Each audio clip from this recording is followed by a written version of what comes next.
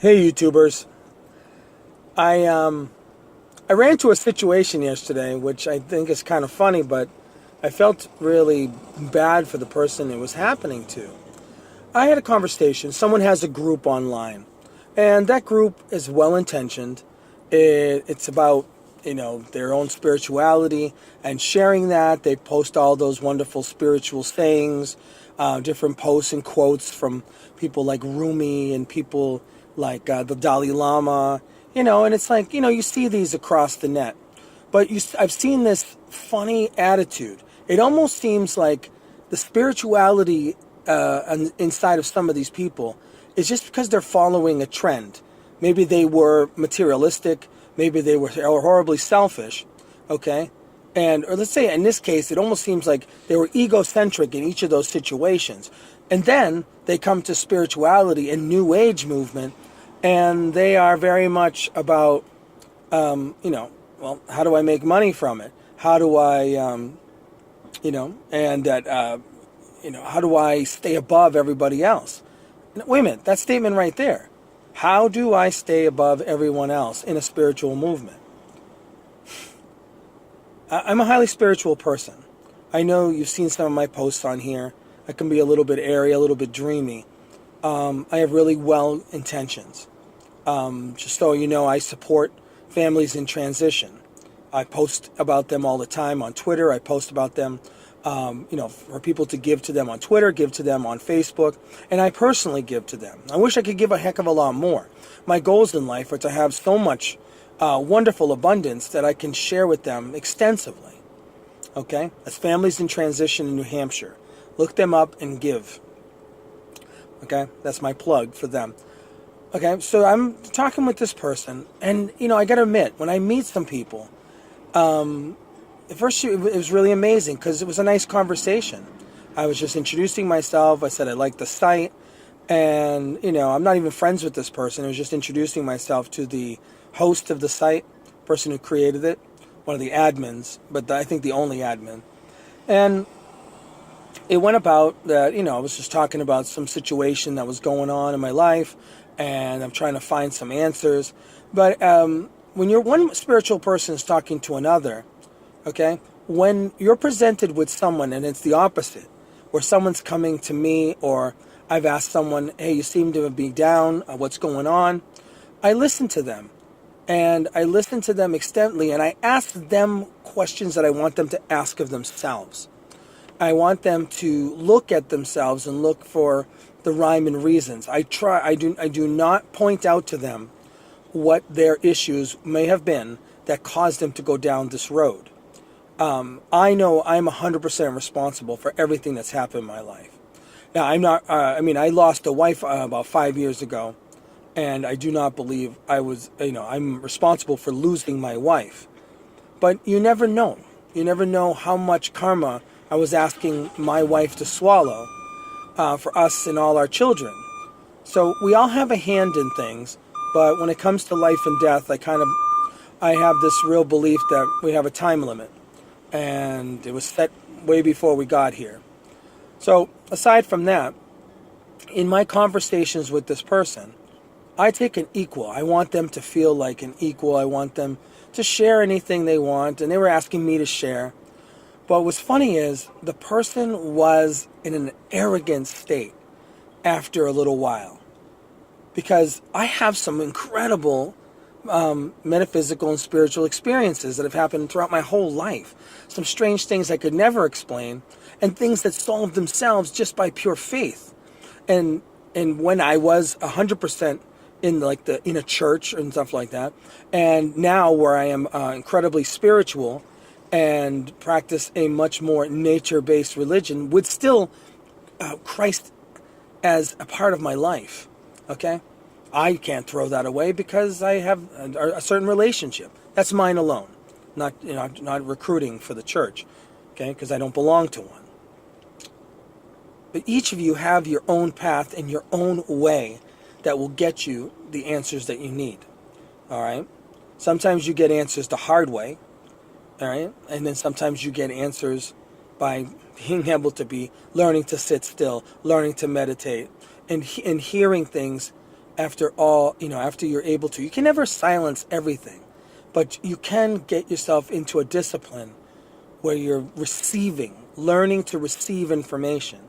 And when you can disseminate the crap from the good, then you can find some good answers. And I do. That's how many times things that I have in life where I'm looking for meaning, the meaning never comes when I'm asking for it.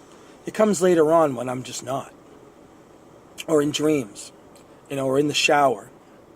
We all have a way of doing things.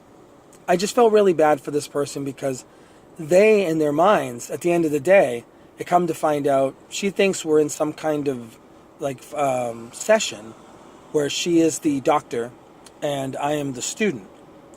And it really hit her hard when I told her about this incredible spiritual experience I had, and I've had several of them throughout the years, how problems get solved.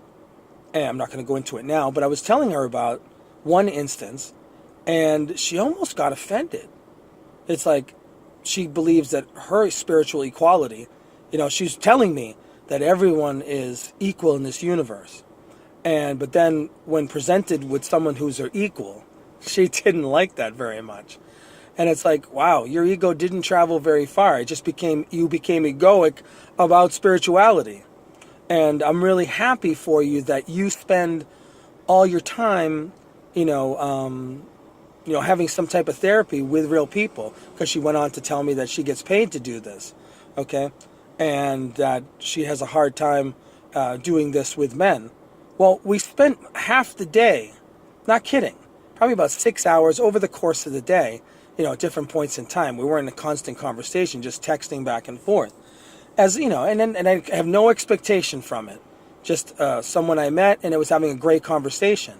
But the mindset at the end was, oh, I'm in a session with a male, and she just made a general statement saying, these never work out. Wow. That alone it speaks volumes. You just assume that every male interaction you have is not going to work out. We were just having a conversation. You were presented with someone who has this equal amount of spiritual activity in their life as you do, and you got offended. What are these people learning? Where is the sense of everyone has a story to tell? Where is it that you don't have to tell your story? Because if this had been a true session, she would have been purely a listener. And I went back over my notes, and it's like I would write 3 or 4 lines, but she would write 16. And I realized that maybe perhaps you really shouldn't be mentoring people when you haven't reached what you need. Now, they might be a licensed therapist, and you are doing your job, okay? But I have a licensed therapist, and he barely speaks unless we're having an interactive conversation about something I bring up because I'm paying him. To assume that you're in a session with someone and to assume that you're more equal than others, it's not right. And eventually, it's going to cause you problems. I'm not here to judge the person, but it just, by presetting what she expected the outcome to be, I probably won't ever hear from this person again. I would like talking to her. I just didn't realize the mindset was so small. That's what bothered me. The mindset of her spirituality that is, I'm more spiritual than you. Okay, well, perhaps you are, but, you can't get offended if you'd love to share this experience from the world and that their experiences have had a far better outcome than yours have. We each have a different journey here. I just wanted to humbly talk about how wonderful it is. And nope, it can't be more wonderful, okay? Because it's not her situation or her reaction. I bid her good night. She talked on for probably 8 or 9 more lines.